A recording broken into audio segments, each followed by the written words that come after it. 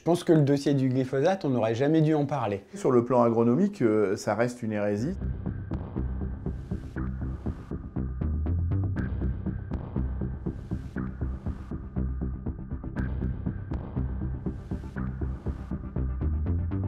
Pour moi, il n'est pas souhaitable de se passer du glyphosate. Je n'ai pas peur d'utiliser du glyphosate. Je suis un professionnel de l'utilisation des produits phytosanitaires. Donc, je me protège. Je le fais.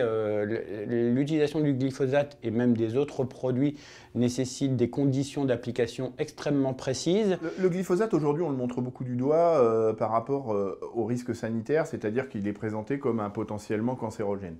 C'est pas contestable, et donc effectivement sur le danger par rapport à l'homme, il faut être vigilant, et quand on parle de principe de précaution, dans la mesure où on a des doutes, on ne devrait plus l'utiliser au moins pour cette entrée sanitaire-là. Que ce soit le glyphosate ou tout autre pesticide, qu'il soit de synthèse ou naturel, sont évalués par des agences sanitaires.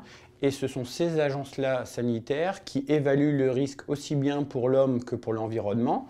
Et une fois qu'elles l'ont évalué, elles donnent en fait une autorisation de mise sur le marché. C'est quand même des molécules de ce type-là qui effacent la biodiversité, qui participent au changement climatique. Et donc, dans une projection dans le long terme, dans une approche globale, c'est quand même ennuyeux de continuer d'utiliser ce glyphosate. Aujourd'hui, le glyphosate n'a pas d'alternative équivalente au niveau chimique. Donc aujourd'hui, les seules alternatives qu'on connaisse et qu'on puisse évaluer aujourd'hui à l'utilisation du glyphosate sont des alternatives avec de la mécanique, donc c'est-à-dire des outils qu'on va tirer derrière le tracteur et donc qui auront un coût carbone bien supérieur en fait à l'utilisation du glyphosate. Elles vont entraîner une augmentation de carburant, c'est sûr, une augmentation du nombre d'heures de tracteur et une augmentation de l'usure des pièces de mes outils que j'utiliserai pour travailler mes terres et pour détruire les mauvaises herbes. On a des réponses agronomiques qui permettent de s'affranchir très efficacement du glyphosate. En plantant des arbres en agroforesterie, en arrêtant le labour, en faisant du semi-direct sous couvert vivant, en faisant du mélange de cultures, en ramenant de l'élevage sur des zones où on ne peut pas faire autre chose que de l'élevage, en mettant toutes ces réponses instantanément et simultanément ensemble, on a des alternatives extrêmement efficaces au glyphosate qui permettent de produire au moins autant, voire plus dans certaines situations.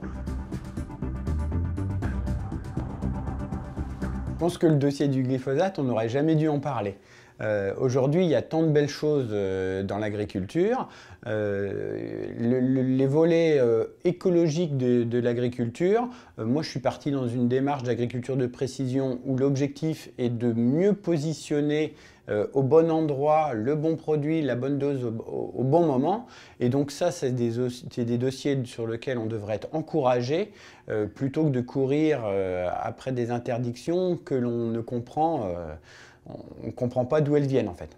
Si j'avais le ministre de l'Agriculture en face de moi, j'utiliserais le glyphosate donc comme cas d'école, mais pour parler de l'ensemble des pesticides. Parce que réduire, focaliser la problématique uniquement sur le glyphosate sans évoquer l'ensemble des pesticides, c'est trop réducteur. La priorité dans le secteur agricole, c'est d'une part, effectivement, faire le constat qu'on ne peut pas continuer sur la voie de la dépendance importante des pesticides et des engrais de synthèse d'ailleurs qui sont aussi des dépendances au pétrole, on ne va pas rentrer dans les détails, et d'accompagner cette agriculture-là, les agriculteurs, sur les alternatives efficaces dont on commence à avoir capitalisé un certain nombre de réussites qu'on pourrait généraliser à l'ensemble des agriculteurs et qui allument véritablement des cercles vertueux et qui répond aux attentes sociétales, aux attentes de nos concitoyens.